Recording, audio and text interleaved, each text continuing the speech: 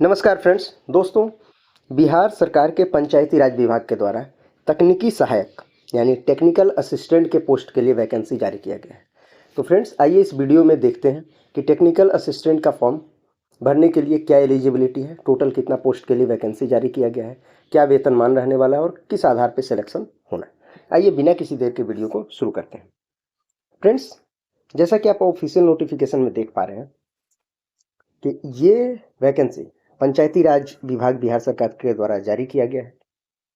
जैसा कि हम सभी जानते हैं, बिहार में 7 निश्चय योजना के तहत कई तरह के कार्यक्रम चलाए जा रहे हैं। इसके अलावा और भी कई योजनाएं चल रही है, जैसे मुख्यमंत्री ग्रामीण सोलर स्ट्रीट लाइट योजना, मुख्यमंत्री ग्रामीण गली नाली पक्कीकरण निश्चय योजना, 15वां वित्त आयोग का जो सिफारिश है, 6ठम राज्य वित्त आयोग के द्वारा जो अलग अलग योजनाएं चलाई जा रही है। तो इन सब योजनाएं के लिए, इन योजनाओं का सही तरीके से क्रियान्वयन किया जा सके, इसके लिए तकनीकी सहायकों के कुछ पदों पे वैकेंसी निकाली गई है। तो आइए देखते हैं कुल मिलाकर कितने पद हैं। पोस्ट का नाम है तकनीकी सहायक यानी टेक्निकल असिस्टेंट।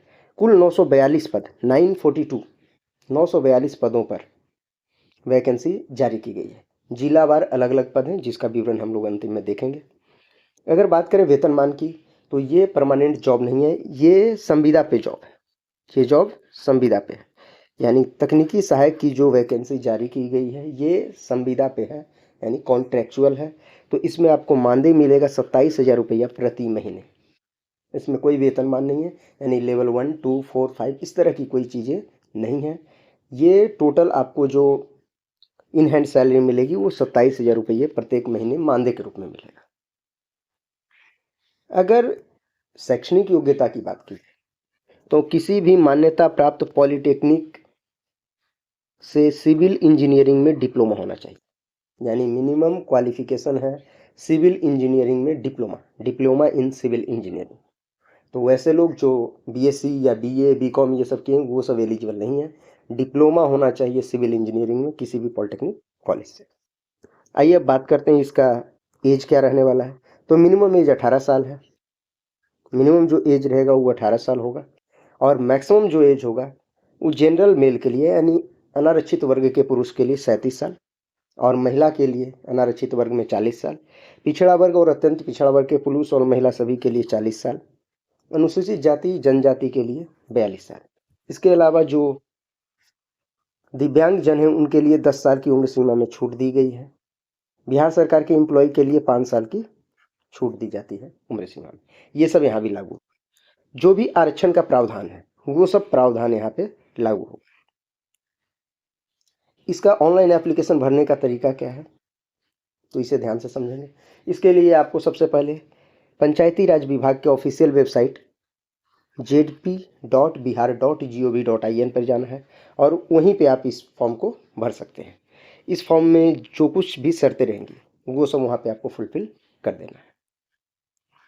अगर मेधा सूची की बात की जाए तो इसमें ये ध्यान रखना है कि जो पोस्ट इशू किए गए हैं उसमें 40% पोस्ट राज्य के अधीन सरकारी पॉलिटेक्निक कॉलेज से जो भी सिविल इंजीनियरिंग में पास किए होंगे उनके लिए आरक्षित रहेगा, यानी 40% पोस्ट पे उन्हीं का सिलेक्शन होगा जिन्होंने डिप्लोमा किया है सिविल इंजीनियरिंग में बिहार सरकार के पॉलिटेक्निक कॉलेज से, यानी बिहार में जो भी बिहार सरकार का कॉलेज है पॉलिटेक्निक का उससे पास किया। अगर संविदा की बात की जाए तो इस संविदा का जो वैलिडिटी है वो रहेगा 31 मार्च 2026, यानी ये परमानेंट जॉब नहीं है, कॉन्ट्रेक्चुअल जॉब है और 31 मार्च 2026 तक ये जॉब है। हाँ, बिहार सरकार चाहे तो इसे आगे के लिए एक्सटेंड कर सकती है। जैसा कि आप देखें हैं बहुत बार संविदा की वैकेंसी 1 साल के लिए या 2 साल के लिए होती है, फर्दर उसको कंटिन्यूसली एक्सटेंड किया जाता है, हर बार 1 साल 2 साल बढ़ाया जाता है और वो बहुत दिनों तक चलता रहता है।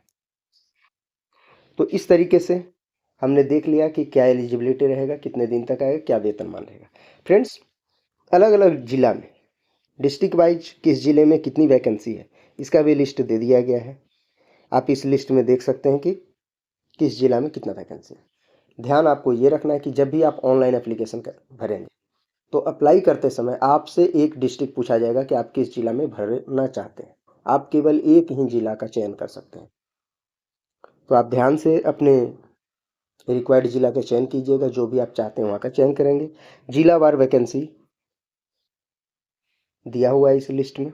जैसे कुछ अगर जिला की बात करें, पटना जिला की अगर बात करें तो 38 वैकेंसी है, रोहतास में 12, भोजपुर में 14, कैमूर में 13, बक्सर में 7, नालंदा में कुल 10, इसी तरह से अरवल में 5, जहानाबाद में 12, गया में 72, औरंगाबाद में 12।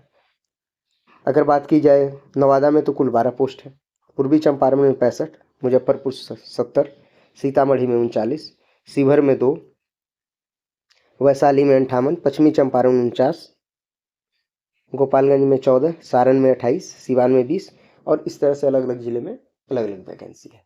तो आप अपनी सुविधा अनुसार आप जहाँ करना चाहते हैं आप इसको फिल